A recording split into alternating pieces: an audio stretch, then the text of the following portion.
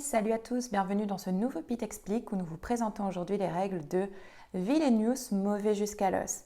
Il s'agit donc d'un jeu Disney édité chez Ravensburger. Villainous Mauvais jusqu'à l'os est une extension de la boîte de base de Villainous, mais peut aussi se jouer tout à fait indépendamment.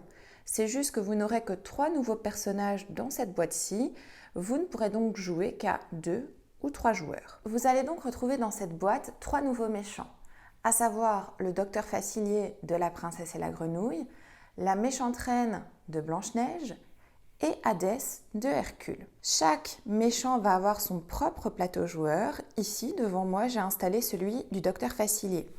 On retrouve donc le plateau du docteur Facilier, le jeton personnage, on a la pioche de cartes du docteur Facilier et la pioche de cartes Fatalité, où se trouvent en fait les héros du film La Princesse et la Grenouille, qui seront donc des ennemis du docteur Facilier. Chaque plateau personnage est divisé en 4 lieux différents, sur lesquels se trouvent différentes actions possibles. On retrouve les mêmes actions que dans la boîte de base, qui sont donc repris ici sur ce petit pense-bête. Donc nous avons tout d'abord gagné des jetons pouvoir, qui sont situés là, juste au-dessus du plateau, qui permettront de pouvoir invoquer des cartes pouvoir en payant le coût. La deuxième action est jouer une carte de sa main. La troisième action est activer une capacité.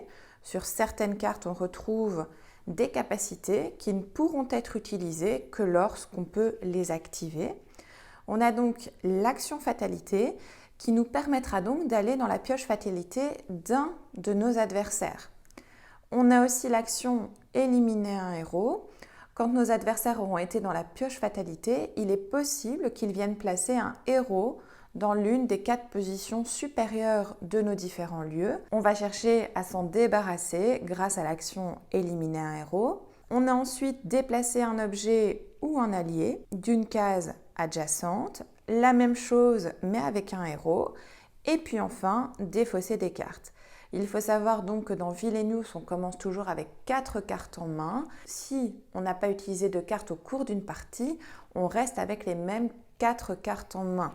Lorsqu'on a besoin de chercher des cartes en particulier dans notre pioche méchant, il peut être vraiment très intéressant de défausser des cartes. Alors comment se déroule un tour de jeu? Au début du tour, il faudra à chaque fois déplacer son personnage dans l'un des 4 lieux. Par exemple, ici, dans le lieu parade. On va ensuite pouvoir venir effectuer les 4 actions visibles. Donc ici, par exemple, prendre 2 jetons pouvoir, pouvoir jouer une carte de sa main, pouvoir déplacer une de ces cartes dans un lieu adjacent et pouvoir également défausser. Après avoir effectué toutes nos actions, il faudra recompléter sa main à la fin du tour pour avoir à nouveau 4 cartes dans celle-ci. Attention donc si un adversaire a joué une carte fatalité dans un des lieux. Parce que si vous déplacez votre personnage donc sur celui-là, il n'y a plus que 2 actions qui sont visibles et donc 2 actions qui sont possibles. Chaque héros a ensuite son mode de fonctionnement qui lui est propre. Villainous est un jeu asymétrique où chacun va remplir son propre objectif. Dans cette vidéo, je vais donc vous présenter les objectifs des 3 nouveaux méchants. Commençons donc par le docteur Facilier. Le docteur Facilier a un mode de jeu qui lui est propre, étant donné que c'est le seul méchant à posséder ce que l'on appelle une pile de l'au-delà. La pile de l'au-delà va venir se constituer juste ici, en dessous du plateau. Aussi bien le joueur qui possède le docteur Facilier que les adversaires, grâce aux cartes fatalité, vont pouvoir venir remplir, constituer cette pile de l'au-delà.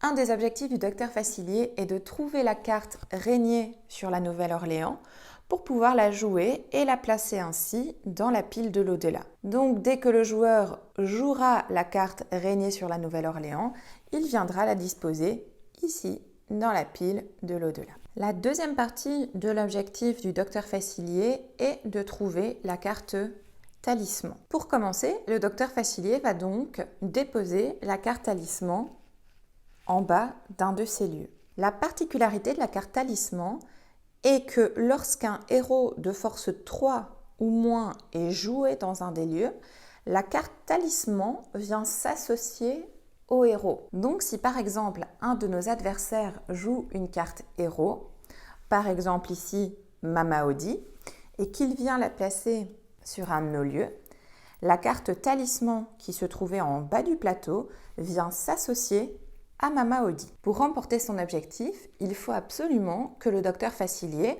possède la carte talisman dans le bas de son plateau. Une fois qu'il aura réussi à trouver la carte Régner sur la Nouvelle-Orléans et la poser dans sa pile de l'au-delà, une fois qu'il aura la carte talisman qui se trouvera dans le bas de son plateau, il pourra alors jouer la carte Divination. La carte Divination permet de mélanger la pile de l'au-delà, de désigner un adversaire qui dévoilera 3 cartes de cette pile-là. Pour que le docteur Facilier gagne, il faut que parmi les 3 cartes révélées se trouve Régner sur la Nouvelle-Orléans et que donc le talisman se trouve dans le bas du plateau. Évidemment, ce qui est compliqué dans le jeu du docteur Facilier, c'est que cette pile de l'au-delà va grandir au fur et à mesure de la partie. Par exemple, avec certaines cartes fatalité. L'exemple ici de l'étoile du soir qui va permettre à un adversaire de choisir un allié dans le royaume et de le placer dans la pile de l'au-delà. Par exemple, une bonne combinaison est de placer l'esprit des masques dans la pile de l'au-delà. Pourquoi ? Parce que lorsque vous dévoilez des cartes dans la pile de l'au-delà et que parmi celles-ci se trouve un esprit des masques, alors les esprits des masques sont défaussés, mais toutes les autres cartes sont remises dans la pile de l'au-delà sans en appliquer l'effet. Ça ralentit donc la possible victoire du docteur Facilier si la carte Régner sur la Nouvelle-Orléans avait été dévoilée également. Cela veut dire que si la carte Régner sur la Nouvelle-Orléans est dévoilée en même temps que la carte Esprit des masques, c'est la carte Esprit des masques qui reprend le dessus, et la carte Régner sur la Nouvelle-Orléans retournera dans la pile de l'au-delà et le docteur Facilier devra pouvoir trouver une autre carte Divination dans son jeu pour à nouveau réeffectuer l'opération. Sachez quand même que toutes les cartes ne peuvent pas être posées dans la pile de l'au-delà. Par exemple, la carte Divination, c'est bien ici inscrit au bas de la carte qu'elle ne peut pas être mise dans la pile de l'au-delà. Certaines autres cartes, comme Ami de l'au-delà, vont être pouvoir jouer par le docteur Facilier et se placer directement donc dans la pile de l'au-delà en gagnant au préalable 2 jetons pouvoir. Si lors d'une divination cette carte est dévoilée, on pourra gagner 2 jetons pouvoir puis défausser la carte. Vous voyez qu'à chaque fois dans les cartes du docteur Facilier, on a une partie où on joue la carte normalement sur son plateau et puis un effet quand la carte est dévoilée suite à une divination dans la pile de l'au-delà. Certaines cartes n'ont pas d'effet dans le royaume de base et n'auront qu'un effet dans la pile de l'au-delà. Clairement, cette carte est utile pour les adversaires. Pourquoi ? Parce qu'elle permettra de défausser la carte ainsi que 2 jetons pouvoir du docteur Facilier. Ce n'est pas pour autant que le docteur Facilier ne doit pas la jouer, étant donné que c'est un allié de 3 points qui pourrait par exemple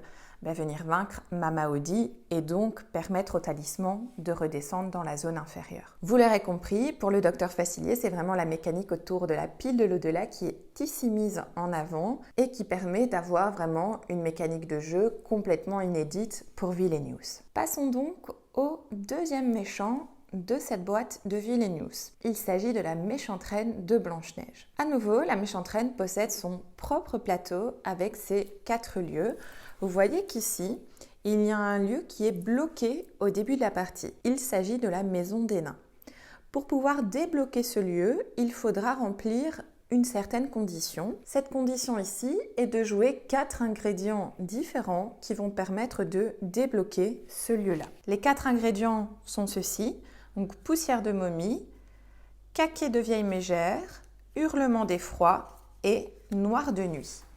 À chaque fois que la méchante reine joue un ingrédient, elle vient le disposer à cet endroit-ci, en dessous de son plateau. Ce qui permet donc de voir quel est le nombre d'ingrédients différents joués au cours de la partie.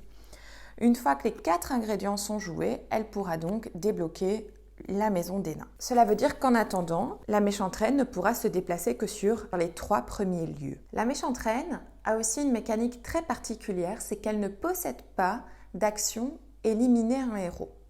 Par contre, elle possède ici une action potion qui lui est propre. Lorsque la méchante reine se situe sur le laboratoire, elle pourra prendre autant de jetons pouvoir de sa réserve, venir les placer ici et les transformer en jetons poison.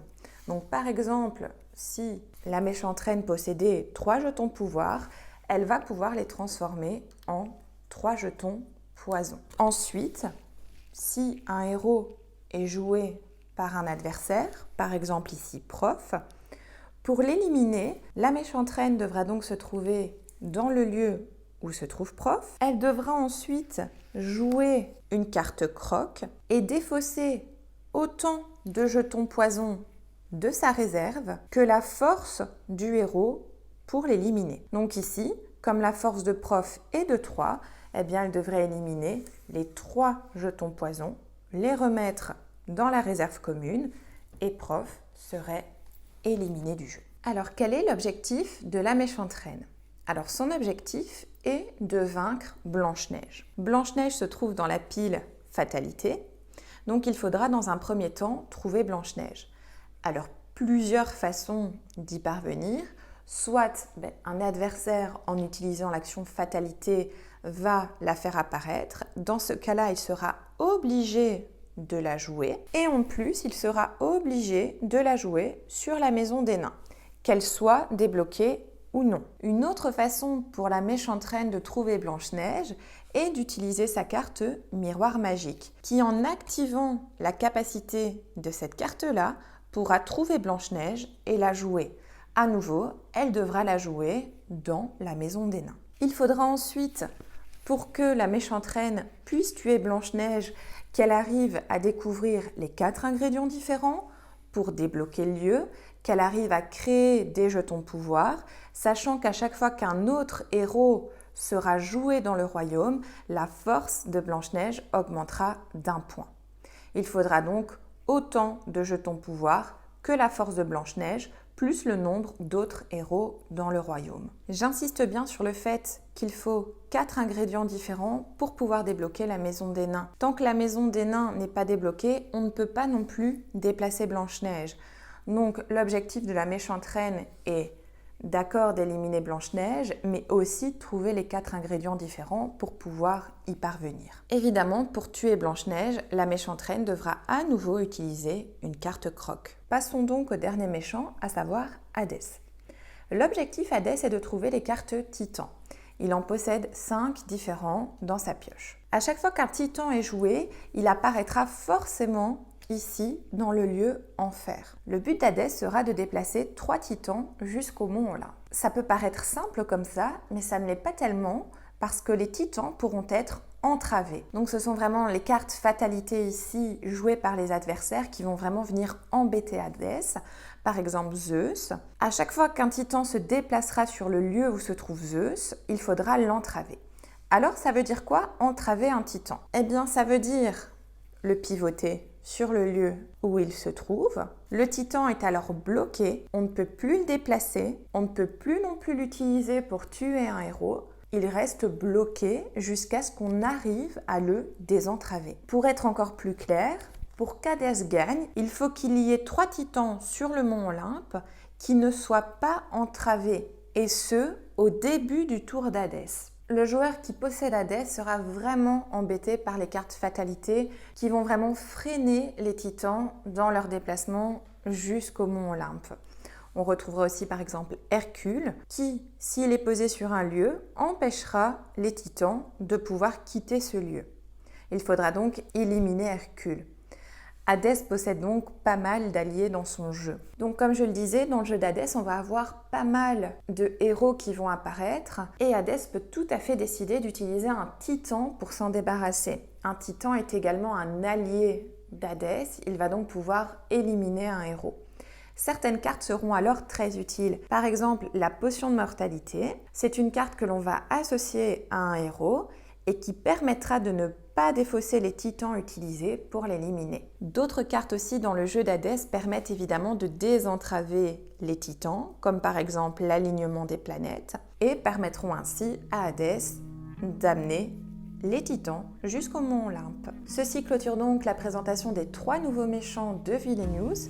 N'hésitez pas à laisser un commentaire si vous êtes attiré par un de ces 3 méchants. Allez voir dans la barre d'infos si le jeu vous intéresse et que vous souhaitez l'acheter. N'hésitez pas à liker la vidéo et à vous abonner si ce n'est pas encore fait. Et je vous dis à très bientôt dans un nouveau Pete Explique. Salut à tous!